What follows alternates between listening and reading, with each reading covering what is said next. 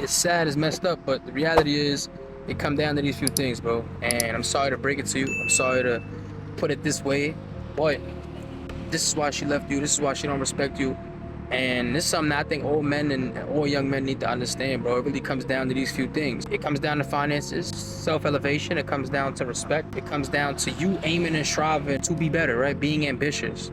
And that's something that a lot of people lack. And I think that they get so comfortable with their partner that they forget that these are the things that you were going to strive for regardless if this person was in the picture or not. Oftentimes we get comfortable in a space of complacency. We tend to think that we got this person, we locked in. You tend to think that because this individual is here with you, locked in with you right now, and y'all came out or y'all been together for 10 years, that it's gonna stay that way. And the reality is, once that person starts to realize that they're not in a position where the individual that they're with can help them get to a certain level in life, they no longer want that, and they start to seek other things. They start to seek somebody who might be able to do that for them. A lot of people think that that means like, oh, I'm gonna find somebody, they're gonna find somebody that has more money than me or whatever the case is. That's not the case, because there's always gonna be somebody with more. There's always gonna be somebody that, you know, is better than you at something. So you can't worry about that. If that's the type of person you're dealing with, then you're gonna lose them anyway. It don't matter, right? What I'm talking about is somebody who realizes that you've given up on your goals. Somebody that realizes that you've become okay with complacency. You become okay with not doing anything. What you have to realize is this individual that you're with or were with is looking at you from the perspective of,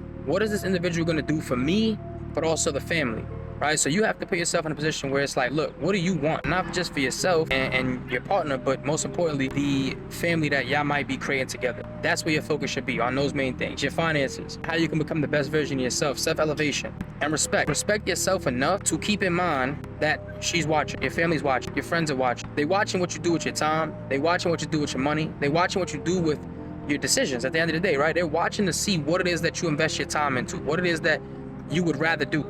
Would you rather smoke, drink, party, do all of this nonsense, or would you rather be locked in and focused on your goal? Because that ambition, your woman knows when that spark goes out. Your woman knows when that's not your focus, or that you don't have any at all, that you have no ambition. So you got to think for the future. You have to think ahead, because as the years come on and as the years pass and things don't change, things don't elevate, you're still struggling with the rent, you're still struggling with the bills, you still can't do these things that, you know, you want to do, or that your family wants to do, or that your girl wants to do.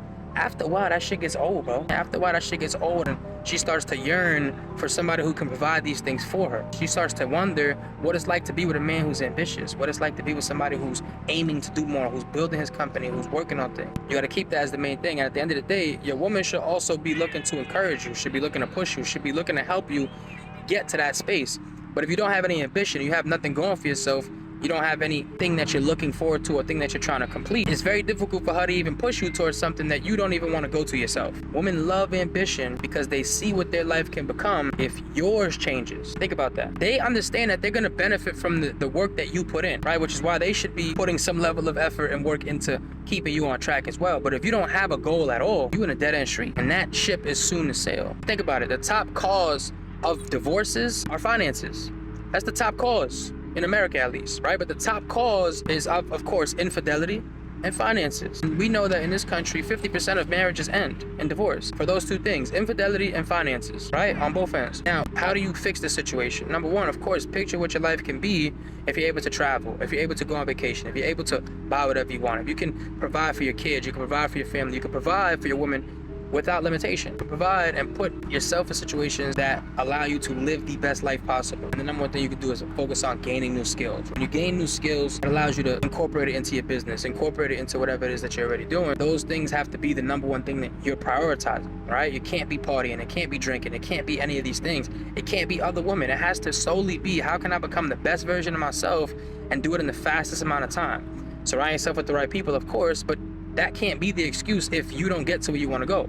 It can't be an environment thing, because we all come from different environments, and there's people that come from different environments and get to a massive level of success. So that can't be the excuse that you say, oh, you know, the people I'm around. The question now becomes, who are you? Because yeah, you might be around some bad people or some people that, you know, aren't looking to elevate or whatever the case is, and that's fine, that's dumb. But the question is now, who are you, and who have you become, and who are you aiming to become, right? What are you striving for?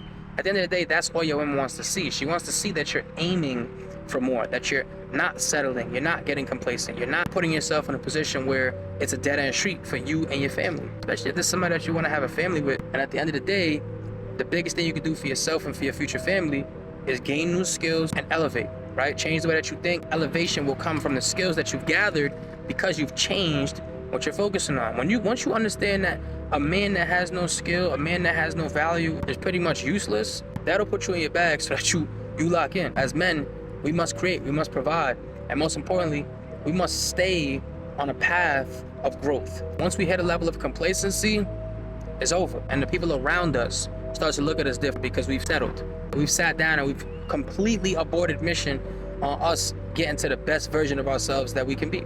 I wasn't always in a position to take care of people. I wasn't always in a position to take care of myself. So I know that it's difficult. I know that it's not the easiest thing in the world to do, but the reality is what you focus on becomes your reality. So ask yourself, what is it that you're focused on? And I'm sorry if she left. I'm sorry if things ain't working out, but it gives you another opportunity to focus on you. So look at the positive side of things, lock in, focus on yourself. Where's your mind at? And then what skills do you have? And if you say, oh, I don't know how to do anything, right? I don't know how to fix a tire. I don't know how to, sell. I don't know how to start a business. I don't know how to do this. I don't know how to do that. All the things that you don't know, go and seek the information for.